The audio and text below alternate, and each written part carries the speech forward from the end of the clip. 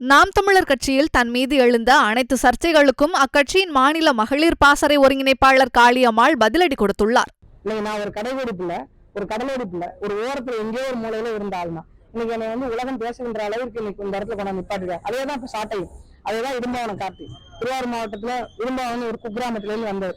அதே போன்று சாட்டை ஒரு இடத்துல இருந்து வந்தது. இப்ப அந்த மாதிரி சாதாரண மக்களுக்கான ஒரு பெரிய தளமா இது வரைக்கும் இந்த கட்சியில் உருவாக்கி இருக்கா. நான் ஒரு இடத்துக்கு வரணும்னா துரைமுருகன் மாதிரி ஒரு பெரிய ஆட்களுக்கு பையனா இருக்கணும், இல்லைன்னா KN நேரு மாதிரி போன்ற ஆட்களுக்கு பையனா இருக்கணும், இல்ல கனிமொழி போன்ற ஆட்களுக்கு பையனா இருக்கணும், அது என்ன ஸ்டாலின் பேரனாவது இருக்கணும். அப்படின்னாதான் தனி விமானத்துல போக முடியும், தனியா தெரிய முடியும். என்னோட புகைப்படம் நாளொன்றுக்கும் வெளியில வரும், எல்லாரும் பேசப்படுவாங்க.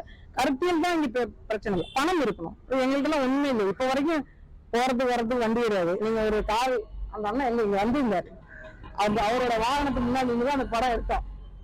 கடைசியில் அந்த வண்டி என்ன பண்றீங்க, நின்னது ஒரு காரு, போட்டது X7. சரி, போட்டவங்க கொண்டு வந்து RCBக்கு வண்டி வீட்டுல நிப்பாட்டிருந்தீங்கன்னா நீங்க ரோசக்காரர்கள், மானக்காரர்கள், சூடு சொரணை உள்ளவர்கள் என்று அர்த்தம். எதுவுமே இல்லாம இந்த மாதிரியான அவதூறுகள் ஒரு டைம்ல ஒரு ஆரம்ப தொடக்க காலகட்டத்துல என்னெல்லாம் உண்மையிலே பின்னோக்கி தள்ள தொடங்கிச்சுதான். நான் அதெல்லாம் மறுக்கல. வேணாப்பா இந்த பொழப்பு, நம்ம கௌரவமா வாழ்ந்துட்டு இருந்தோம். கருவாட்டுக்காரின்னு எழுதுறாங்க.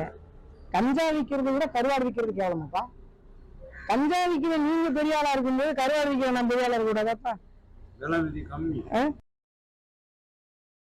செய்திகளை உள்ளது உள்ளபடி தெரிந்து கொள்ள ரெஃப்ளெக்ட் நியூஸை சப்ஸ்கிரைப் பண்ணுங்க.